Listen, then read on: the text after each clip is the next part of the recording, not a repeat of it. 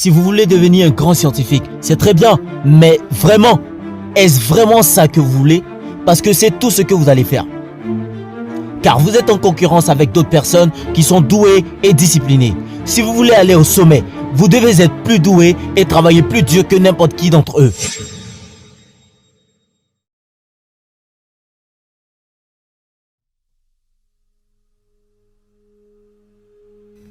Si vous vous concentrez uniquement sur votre carrière, vous pourrez aller loin dans cette carrière.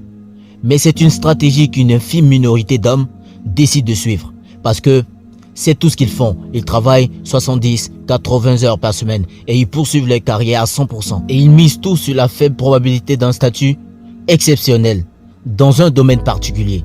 Et c'est dur pour eux. Ils sacrifient leur vie. C'est très difficile pour eux d'avoir une famille. Ils ont du mal avec les activités loisirs car ils deviennent très unidimensionnels. Maintenant, il se peut que l'unidimensionnalité soit le prix à payer pour devenir exceptionnel dans un domaine. D'accord ? Parce que si vous voulez devenir quelque chose comme un génie des mathématiques et que vous faites ça ou un scientifique, ça s'apparenterait à quelque chose comme vous êtes dans votre laboratoire en permanence. Vous travaillez 70 heures, 80 heures par semaine. Vous êtes doué, vous êtes dédié, vous êtes unidimensionnel. Et c'est uniquement comme ça que vous pourrez battre toute autre personne dans votre domaine. C'est le seul moyen. Mais le truc, c'est que vous ne faites rien d'autre. Maintenant, si vous adorez les sciences et que vous avez cette concentration d'esprit, eh bien tout d'abord, vous êtes quelqu'un de rare. Et deuxièmement, vous serez payé pour cela. Et ça vous octroie plus de pouvoir. Mais, c'est risqué comme démarche. Parce que vous sacrifiez beaucoup pour ça. Vous savez, et je dirais que la plupart du temps, si ce que vous cherchez c'est une vie saine, ce n'est pas ce qui vous conviendra. Vous passez plus de temps avec vos familles. Vous avez des choses que vous faites en dehors de votre travail qui ont du sens et qui sont utiles selon vous.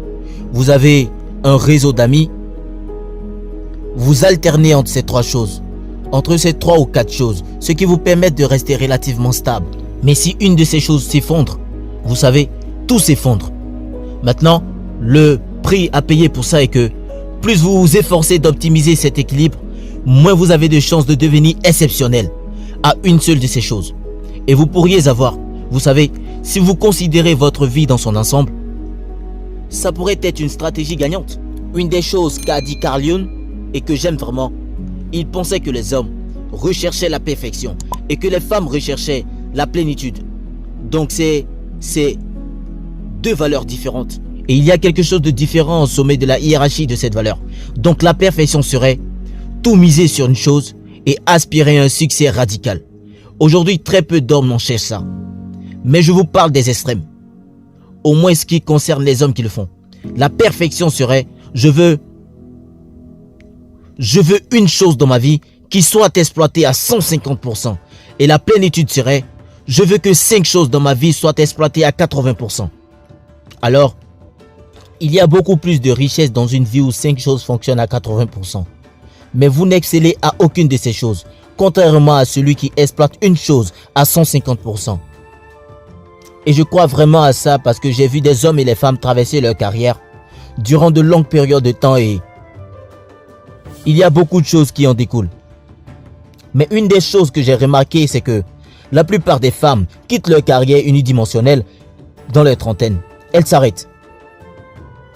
Elles ne veulent pas consacrer les 80 heures par semaine qu'elles auront à consacrer pour dominer un domaine en particulier. Et la raison pour laquelle elles décident de s'arrêter est qu'elles considèrent que cela n'en vaut pas la peine. Et ce n'est pas étonnant parce que pourquoi cela en vaudrait-il la peine?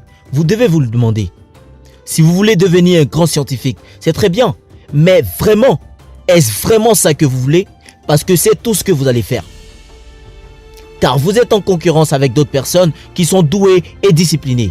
Si vous voulez aller au sommet, vous devez être plus doué et travailler plus dur que n'importe qui d'entre eux. Des heures et des heures chaque jour. Et ça signifie que vous devez travailler aussi de manière efficace. Il faut le prendre en compte. Si je suis intelligent et discipliné et que je travaille 70 heures par semaine et que je fais ça pendant 30 ans, en seulement 2 ans, j'ai pris tellement d'avance. Je suis si loin devant vous que vous ne pourrez jamais me rattraper. Enfin, peu importe. Et je pense que c'est en partie la raison pour laquelle les femmes sont plus orientées de cette façon que les hommes. Je pense qu'il y a 2 raisons. La première serait que le statut socio-économique ne rend pas les femmes plus attractives, contrairement à celui des hommes. La deuxième serait que le temps des femmes est comprimé. Tout simplement parce qu'en tant qu'homme, on peut toujours dire « j'aurai des enfants plus tard ». Les hommes peuvent dire ça jusqu'à les 80 ans, tandis qu'une femme c'est différent. Elle ne peut plus dire ça au-delà de ses, disons 40 ans. Plutôt 35, mais définitivement à 40 ans. Parce qu'autrement ce n'est plus possible.